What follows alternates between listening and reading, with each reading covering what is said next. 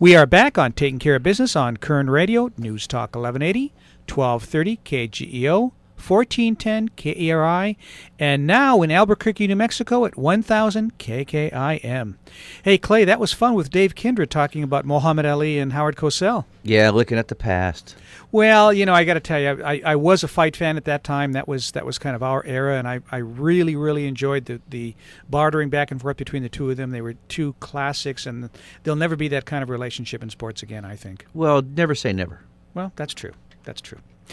Well, we're going to take a little bit of a turn and have an old friend of the show on who I really, really have enjoyed before, and we've actually had him on once when we were guest hosting for Scott Cox and once on our show. Eric Blehm, author of Fearless, the story of SEAL Team 6 and Adam Brown. Eric, welcome to Taking Care of Business. Marty, thanks for having me back on the show. It's always a pleasure. Always a pleasure talking with you, my friend. So, couple things I wanted to talk to you about. One of the things that obviously has been in the news lately, and I just finished his book, Chris Kyle's book called American Sniper. You did a great interview with him that thank you very much for sending out to us. What were your feelings about what happened and Chris Kyle and his book and everything? Gosh, it really couldn't get any more tragic. This guy that was a heroic sniper, and just a guy who wanted to come home, and the reason he quit, when I tried to say on my interview with him that he retired from the Navy, he said, no, I quit. I quit, yeah. And he did it because he wanted to spend time with his family. He wanted to be a dad. He wanted to know his kids. And, they say, if I ever, love of God, love of country, love of family, and, he did his time for the country, and he wanted to focus on his family, and that's what he was doing. And at the same time, he never stopped giving back. He wanted to focus on helping veterans who were coming home and having a tough time with that transition. And that's how he ended up at that gun range with someone who had suffered from PTSD. Little did he know, this guy, was going to do the unthinkable and turn his weapon on him. And it's just a horrible tragedy. But I will say that Chris Kyle, he may not have died in combat, but he died a hero because he really did never leave his brothers behind. Yeah, it's really an unfortunate situation. You wonder, and he took this fella to the range, didn't he? Yeah. They I will say I cannot be positive if he met him there but they were together, and they might have met up, or he might have actually driven him. I'm not certain on the facts there, but after this guy opened fire on Chris and his buddy Chad, he drove off in his truck, and then he ended up telling his sister that I believe the quote was that he told his sister, this guy, he sold his soul for a truck. Oh my, isn't that sad? Oh, yeah. In your interview, I thought that was a great interview. One of the things that he talked about, talking about family, he talked about, I guess in the SEAL community, the divorce rate is 95%. He quoted that, not me, but from what I understand, especially at certain levels, it's pretty dang high, and it's definitely in the higher percentiles, and it's a tough job. It's a certain personality that it takes, and they're gone 7 to 9 months of the year to keep and then they have to come home, and the wives, they're warriors in their own right, just as Kelly Brown was. They then have to they will be the head of household for all these months, and then they kind of come home, and because of what their husbands are and what they do, they kind of have to hand off the head of house for a short term to the husband, and so it's a dynamic that it's tough to make work. Well, I think the stress of wondering if your husband's going to come back, number one, come back at all, or number two, come back and be deformed or crippled or who knows what.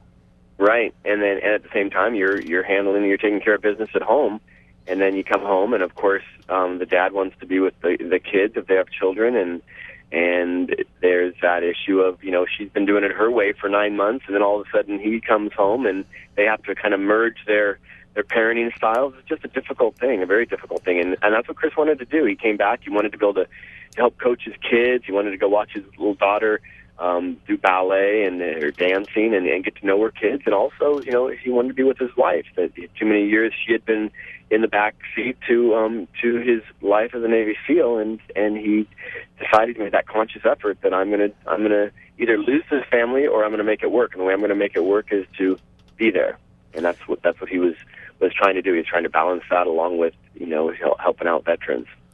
We're having a conversation with Eric Blehm, author of Fearless, Story of SEAL Team 6, and Adam Brown, and also we're talking a little bit about American Sniper and Chris Kyle. You were a part of the memorial service for Chris, is that correct? I was not part of the memorial service. I believe they might have used some of the videos from the interview that we had done just a few months before, and I had that requested by some of his friends and family. But all I know is there was an amazing turnout at the Dallas Cowboys Stadium in Dallas, and that just there was an outpouring of public support, and a lot of dear friends showed up for that event. Well, what was Chris doing with his life after he got out of the service? What was his goal or objectives?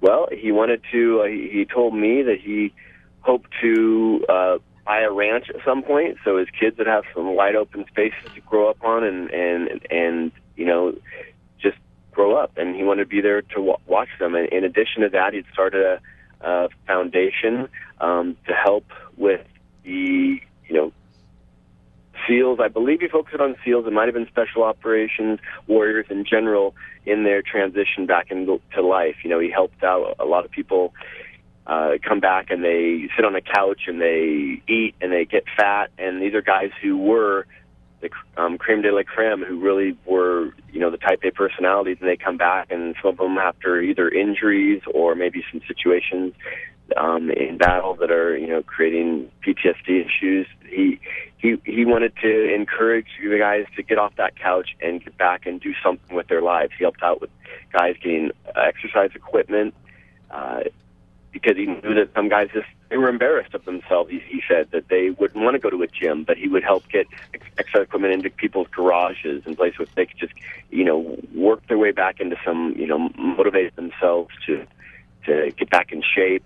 And he knew better than anybody that if you are motivated and if you're working on that, that's the first step for these guys to the mental health as well. So it was all tied together. But he just really went out of his way to talk to these guys personally, to talk on their behalf, and to show the other side of these warriors. It's not just their expertise in weaponry and in combat. It's also just who they are as people, and he wanted to nurture that. Well, it's pretty tough to get motivated when you don't have any money, and when you've applied for money from the government, and it takes them a year, 2, maybe 3 years before they can make a decision to give you any disability pay. Yeah, he had mentioned to me that, it seems to him that in some cases it's almost they're categorically or systematically denied benefits, and then it's up to them to prove that they do, they have to go back. So if it's somebody who's, applies once and doesn't get it, they might just, the process is not easy. It's a lot of paperwork, and if they don't get it, if it's not given to them, they might not want to turn around and fight for that. They've done enough fighting. And he said that they shouldn't have to fight for what they deserve. And he said it's a tough thing. He said there are people out there that try and work the system that maybe don't deserve something like 100% disability, but he said the bulk of them are honorable, and there's got to be somewhere where you can merge, that gray area between the ones who are honorably asking for this type of help and those who are maybe trying to work the system. And he thinks that it's just you need more people to help these guys out, the ones who are just going to give up if they do have to fight. Yeah, it's true. And I agree with that point that you made, that they feel like they shouldn't have to fight. I mean, it's true. One of the things that I thought was a little eerie, and I'd like to talk to you about this after the break, is he made the comment that he felt he could stand before his maker confidently. He had over 150 kills, and he felt he could stand confidently in front of his maker, that what he had done was the right thing. He didn't have any qualms about any of the shots that he had taken. And I thought that was a little eerie based on the fact that while I was listening to the book, he was probably doing exactly that, standing in front of his maker. So, wow. Yeah, a little bit eerie. We'll be back in a moment on Taking Care of Business on Koerner Radio, News Talk 1180. Our guest by phone, Eric Blehm.